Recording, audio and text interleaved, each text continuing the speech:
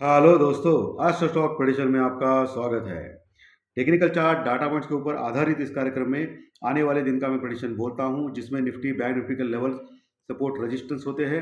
आने वाला दिन स्क्रीन रीडिंग के ऊपर, मार्केट आउटलुक के ऊपर, न्यूज़ फ्लो के ऊपर, टेक्निकल के ऊपर, डाटा के ऊपर कैसे हो सकता है, इसके बारे में हम लोग इस कार्यक्रम में डिस्कस करते हैं। शुरू करने से पहले चैनल के डिस्क्रिप्शन बॉक्स में बिलो द टाइटल डिस्क्लेमर रखा है, उसको कृपया पढ़िए जानिए। एज पर डिस्क्लेमर, ये एजुकेशनल प्रोग्राम है। इसके तहत जो भी मैं बोलता हूँ, ये मेरी पर्सनल राय है, मेरी खुद की राय है। आपके प्रॉफिट या लॉस, लाभ या हानि के लिए मैं और मेरा चैनल जिम्मेदार नहीं रहेंगे, रिस्पॉन्सिबल नहीं रहेंगे। ये प्लीज़ नोट करके रखिए। मेरा एस्ट्रो स्टॉक प्रेडिक्शन चैनल सिर्फ और सिर्फ यूट्यूब पे ही अवेलेबल है दोस्तों। चलिए दोस्तों, शुरू करेंगे। डाउ जोन्स जो पिछले 3 दिन सलग 1,500 पॉइंट के आसपास गिरा था, वो फ्राइडे के सत्र में संभला और 330 पॉइंट लगभग प्लस में क्लोज हो गया। नैस्डैक ने तो कमाल कर दिया, 2.5% बढ़ गया दोस्तों। ओके, जबरदस्त तेजी अमेरिकन मार्केट में दिखाई दी फ्राइडे के सत्र में, और इसके चलते हुए हमारा एसजीएक्स निफ्टी अभी लगभग 80 पॉइंट प्लस में दिखा रहा है। लेकिन ऐसा खुल सकता है मंडे के दिन, ये जानने की कोशिश करेंगे। जैसे कि आपको मालूम है कि रिलायंस का रिजल्ट लग चुका है, और रिलायंस का रिजल्ट जो है वो मिक्स बैग है, यानी खराब भी नहीं और अच्छा भी नहीं है। क्यों? क्योंकि क्वार्टरली जो रिजल्ट है वो खराब आ चुका है, लगभग 15% डिक्रीज इन प्रॉफिट। लेकिन इबिटा वगैरह जो बाकी के जो पैरामीटर्स है उसके ऊपर शानदार रिजल्ट आ चुका है, यानी मिक्स बैग रिजल्ट है दोस्तों। और ऑलरेडी 2700-2800 का जो हाई लगा के रिलायंस शेयर अभी 2400 के आसपास है, 2440 के पास, यानी ऑलरेडी करेक्शन आ चुका है रिलायंस शेयर में रिजल्ट के पहले। इसके लिए ज़्यादा गिर नहीं सकता ऐसा मुझे लग रहा है, लेकिन तभी भी 2380 2380 ये स्टॉप लॉस लगा के आपको अगर नीचे मिलता है रिलायंस मंडे के दिन, तो आपको खरीदना अच्छा रहेगा रिलायंस में 1-2 महीने के व्यू के लिए, क्योंकि एक नीजर रिएक्शन हो सकता है। ओके, अगर हो गया नीचे तो आपको नीचे खरीदना है रिलायंस शेयर 2380 के स्टॉप लॉस से। ओके, और उसमें बने रहना है अगले महीने के लिए, 1-2 महीने के लिए। तो शायद अगले महीने 1-2 महीने में बढ़ सकता है रिलायंस शेयर, क्योंकि ऑलरेडी बहुत टूट चुका है। रिलायंस भी इतना कुछ खास नहीं है, शेयर रिजल्ट भी खास नहीं है, मिक्स बैग है। और आज आईसीआईसीआई बैंक और कोटक महिंद्रा बैंक के दो मजबूत इंपॉर्टेंट रिजल्ट आने वाले हैं, जो अच्छे आने के संकेत है। और वैसे भी आपने देखा फ्राइडे के सत्र में बैंक निफ्टी ने शानदार उछाल दिखाया और लगभग 250 पॉइंट प्लस में क्लोज हो गया। 42,500 का लेवल के ऊपर क्लोज हो गया, बहुत बढ़िया है। और put call ratio bank Nifty में अभी 0.95 का है, यानी कि एक के नीचे है, अभी भी अच्छा है बैंक निफ्टी। वही निफ्टी बहुत वीक था शुक्रवार के दिन, और माइनस में क्लोज हो गया 80 पॉइंट लगभग। ओके, तो निफ्टी माइनस में क्लोज हो गया और बैंक निफ्टी अच्छा खासा प्रॉफिट प्लस में क्लोज हो गया फ्राइडे के दिन, यानी मिक्स बैग फ्राइडे का दिन था। मिक्स क्यों? बैंक निफ्टी प्लस और निफ्टी माइनस में। लेकिन मैंने जो आपको प्रेडिक्शन बोला था फ्राइडे के सत्र में, मिक्स टू पॉजिटिव, वो थोड़ा कंप्लीट नहीं हुआ और मिक्स टू निगेटिव रह गया मार्केट। ओके, ये तो मानना ही पड़ेगा, मिक्स टू पॉजिटिव तो नहीं था, मिक्स टू निगेटिव था। मिक्स क्यों? Bank Nifty plus Nifty minus में, और ये चीज़ हो गई है, इसको एक्सेप्ट करने में कोई दो राय नहीं है। ओके दोस्तों, दोस्तों बैंक निफ्टी में आज आईसीआईसीआई बैंक का अगर रिजल्ट अच्छा आ गया और कोटक का मिला जुला आ गया, तो मंडे को बैंक निफ्टी जबरदस्त रैली कर सकता है। ओके, और वैसे भी नैस्डैक भी बढ़ चुका है, तो आईटी के शेयर्स में भी बढ़ोतरी आ सकती है मंडे के दिन। लेकिन ऊपर के लेवल से आईटी में प्रॉफिट बुकिंग आ सकते हैं, क्योंकि लगातार आईटी के स्टॉक्स बढ़ रहे हैं दोस्तों, ये भी आपको ध्यान रखना है। और रिलायंस शेयर में नीचे आपको खरीदना है 2380 का स्टॉप लॉस लगा के। 2380 के नीचे गया तो फिर प्रॉब्लम में आएगा रिलायंस शेयर टेक्निकल के ऊपर। वैसे भी वीक चार्ट है, टेक्निकल चार्ट बहुत ही खराब चार्ट है अभी रिलायंस का, जो लगातार गिर रहा है। रिजल्ट भी, एक्चुअली मुझे लग रहा है कि रिजल्ट का जो खराब रिजल्ट लगने वाला है वो पहले ही अंदेशा था, और वो फैक्टर इन हो चुका है रेट में। इसके लिए लगातार पिछले कई दिनों से गिर रहा है रिलायंस।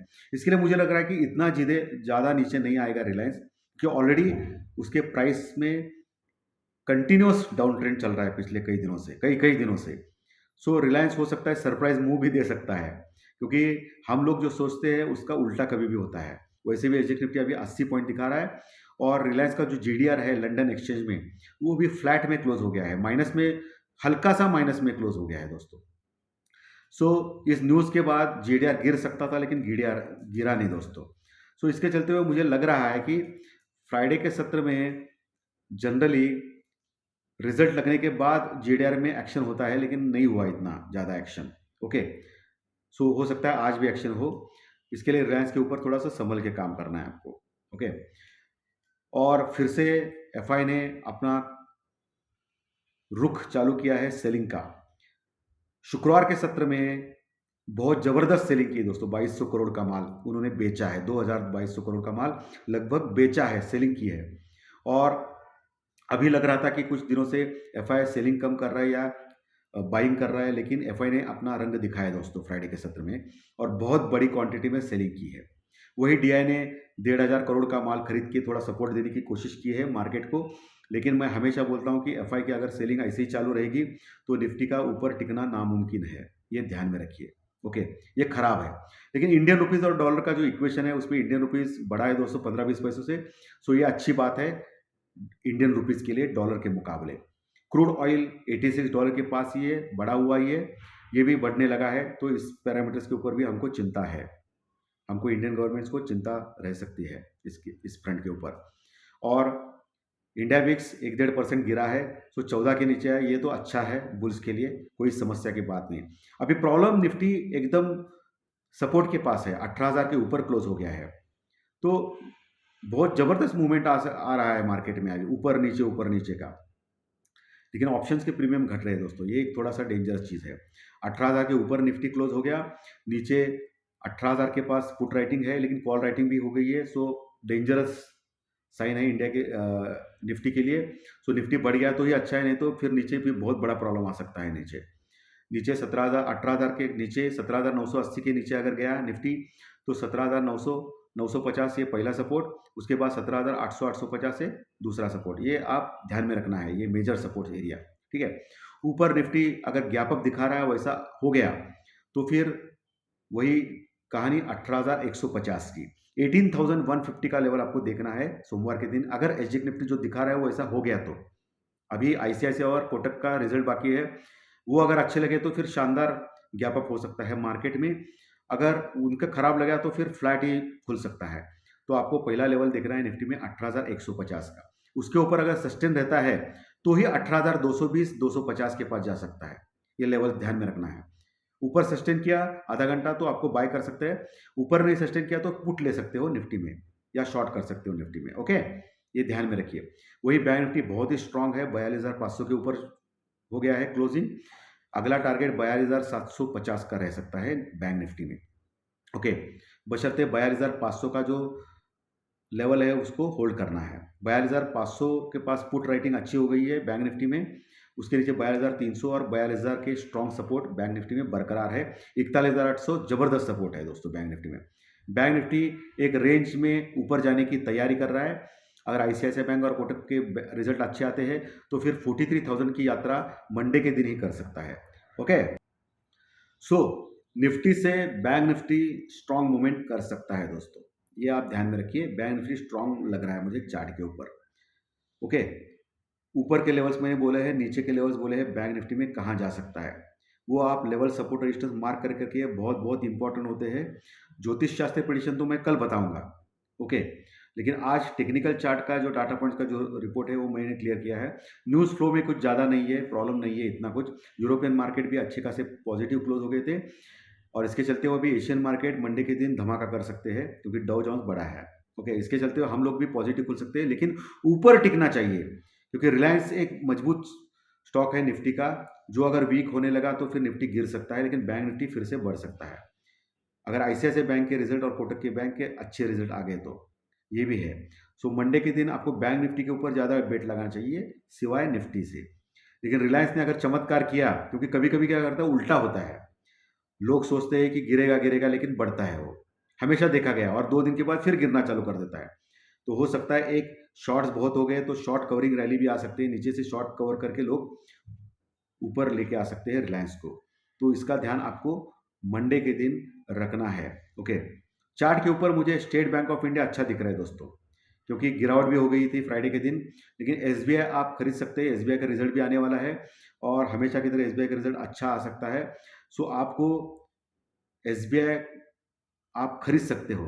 ये मेरा जैकपॉट स्टॉक रहेगा आने वाले दिनों में या महीनों में, ठीक है। सो आप एसबीआई खरीद सकते हो, लेकिन अभी जो लेवल है 600 के आसपास, आपको 560 560 का एक स्टॉप लॉस लगाना है, और उसमें 650 से लेकर 675 के टारगेट आ सकते हैं एसबीआई में आने वाले 1-2 महीने में। ओके, तो इसके ऊपर आपको कॉन्सेंट्रेट करना है, क्योंकि एसबीआई के रिजल्ट शानदार आ सकते हैं आने वाले दिनों में। लेकिन अगर मंडे के दिन कुछ गिरा एसबीआई, तो फिर 560 का स्टॉप लॉस आपको नज़र रखना है। 560 का स्टॉप लॉस ब्रेक नहीं करना चाहिए मार्केट। अगर ब्रेक किया तो फिर बहुत बड़ा प्रॉब्लम में आ सकता है। बजट भी अभी नज़दीक आ गया है, तो बजट 1 फरवरी को है, बहुत कम दिन बचे हैं उसमें। 26 तारीख यानी गुरुवार के दिन छुट्टी है, ये तो आपको मालूम है। इसके लिए इस मंथ का जो एक्सपायरी है वो बुधवार के दिन है दोस्तों, 25 तारीख को। यानी 23 तारीख को मंडे को चालू हो जाएगा मार्केट, एंड 3 ही दिन बचे हैं इस मंथली एक्सपायरी के लिए। सो बहुत ज़बरदस्त वोलेटिलिटी हो सकती है। ऑलरेडी एक दिन कम मिला है इस मंथली एक्सपायरी में, गुरुवार का दिन छुट्टी होने के कारण 26 जनवरी का छुट्टी है। ओके, सो आपको बहुत अलर्ट रहना है। आने वाले 3 दिनों में बहुत बड़े बड़े मूवमेंट्स, वोलेटिलिटी रह सकती है मार्केट में। सो बी सेफ, कैपिटल प्रोटेक्ट करके रखना है, proper hedging, proper stop loss से ही काम करना है दोस्तों। सो आज्ञा दीजिए, अच्छा लगा तो लाइक बटन दबाइए। नए दर्शक पहली बार चैनल देख रहे हो, सब्सक्राइब बटन दबा सकते हैं। उनको हर रोज प्री मार्केट रिपोर्ट सुबह 7:30 बजे, दोपहर में टेक्निकल चार्ट डाटा और ज्योतिष शास्त्र प्रेडिक्शन के कार्यक्रम इसी यूट्यूब पे मिलेंगे। सो धन्यवाद दोस्तों। इसके कंटेंट आपके दोस्तों में शेयर कीजिए ताकि उनको भी प्रॉफिट हो, और कल मिलेंगे ज्योतिष शास्त्रीय प्रेडिक्शन कार्यक्रम में। Thank you very much, thank you.